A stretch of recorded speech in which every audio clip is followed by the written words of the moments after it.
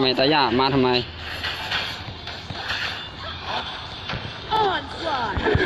ตึกเอ้ยเขาป้อมเสือตายโอ้โทษที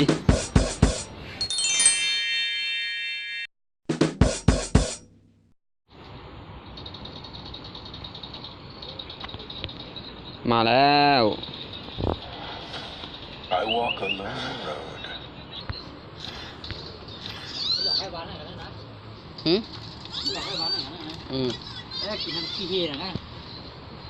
ยุ่งมีห้างมีไม้หลายมาแล้วครบเหมาที่มันใส่ยังไง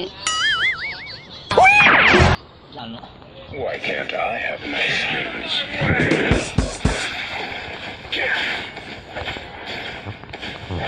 โอ้ลิงก็มา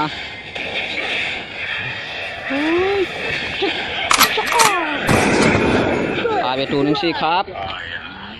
มาดิก็มาดินี่ฮะ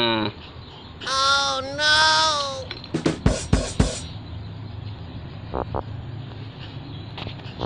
รู้จักจอมแจมตรงล้าวน้อยไปแล้ว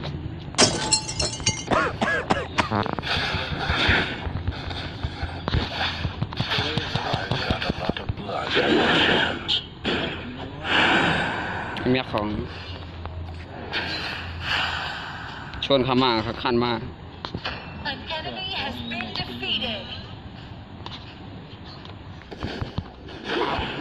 ตายแล้วกลับคนนะไม่ไหวไม่ได้มัว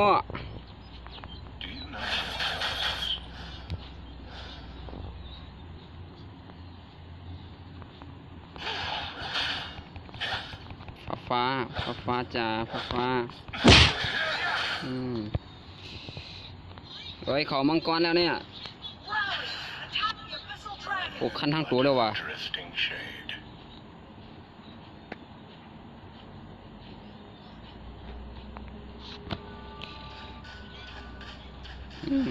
ทัวร์ใครวัดดีเช็คเนี่ยเช็คไปทำไมจะดีเช็คนะไม่ได้เดี๋ยวกูรอสัตว์เนาะไม่ยังเขามาส่งอ่ะตายเลยสิครับโอ้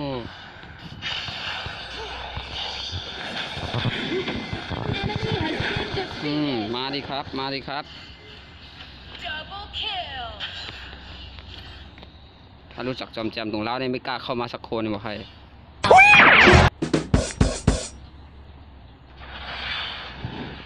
ผมต้องขอบคุณจักไม่ล้วนพลาดไปนิดนึงว่ะพี่มาช้าไปผู้อยู่ปอสัก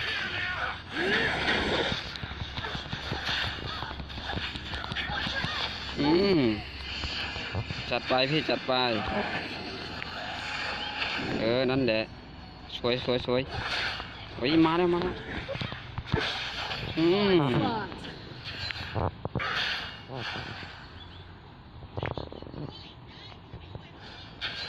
กูจะไม่ช่วยมึงไม่ขอบคุณกูอ่ะ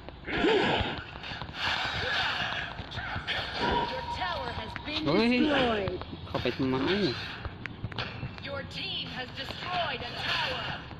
ปั๊บกลับแล้วลิงมาตายไม่ได้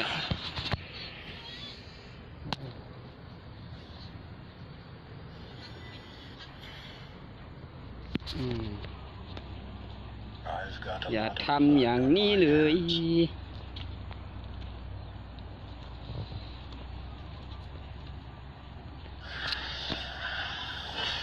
ถอยข้าวหลวงพ่อถอยไม่เวียนหลวงพ่อเขาข้ามหมดนะครับ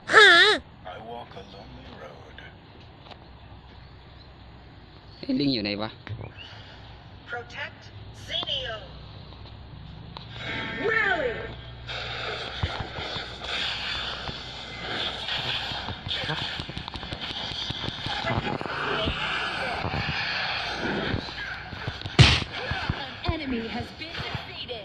เอามันพี่เอามัน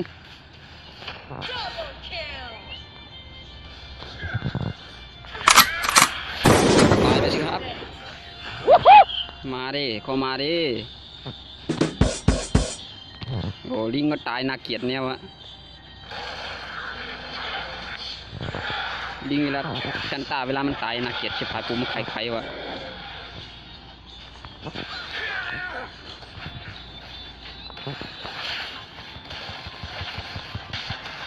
บอกเลยว่ามึงตาย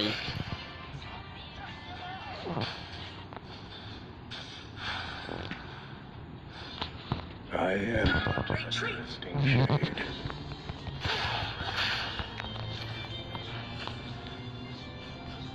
Bloodbath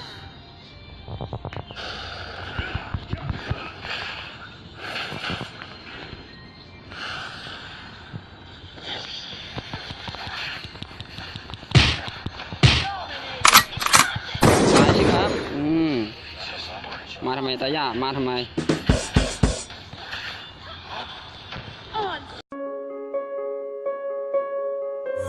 The fight, never letting go.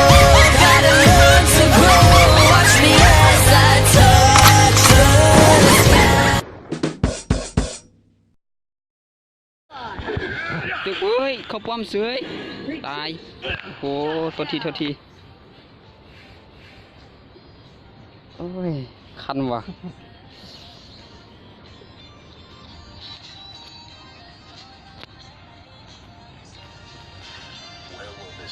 โทษทีเพื่อน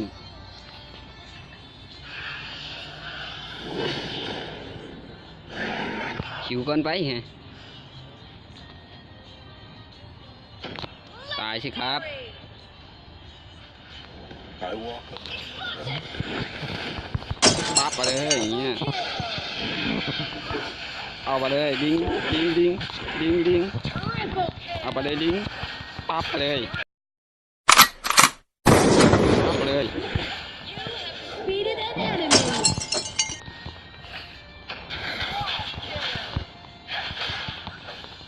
มาดิครับคิวไป5ตาย1ตายเพราะป้อมนี่แหละ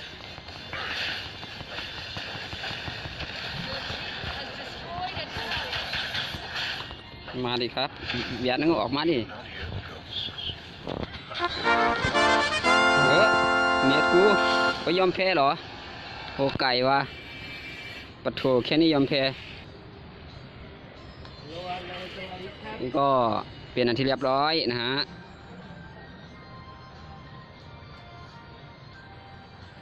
โอเคได้แค่ไหมอีก1แล้ว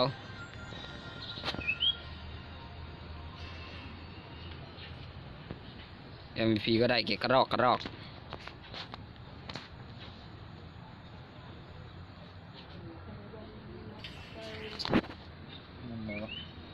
โอเคนะฮะฆ่า5ตาย1ช่วยเพื่อน10หมัดมีอาดันหน้าจะมาเมืองไทยนะ